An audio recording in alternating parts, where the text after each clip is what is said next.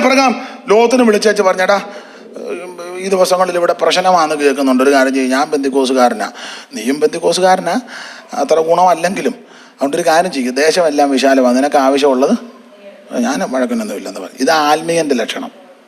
ആത്മീയം വഴക്കുണ്ടാക്കാൻ പോകത്തില്ല, വഴക്കിൻ്റെ രംഗം വരുമ്പോൾ ഒഴിഞ്ഞു മാറും. അങ്ങനെ ആത്മീയരെ പഠിക്കുന്നത്.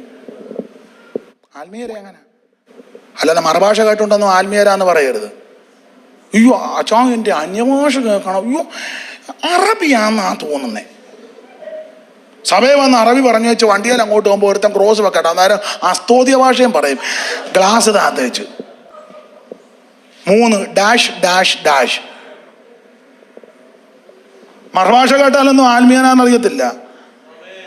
ആത്മീയർ തെളിയുന്ന രംഗങ്ങളുണ്ട്. അബ്രഹാം ഇവിടെ തെളിയിക്കാം. ശണ്ട മൂത്തപ്പോൾ അബ്രഹാമിന്റെ ആത്മീയം തെളിഞ്ഞു.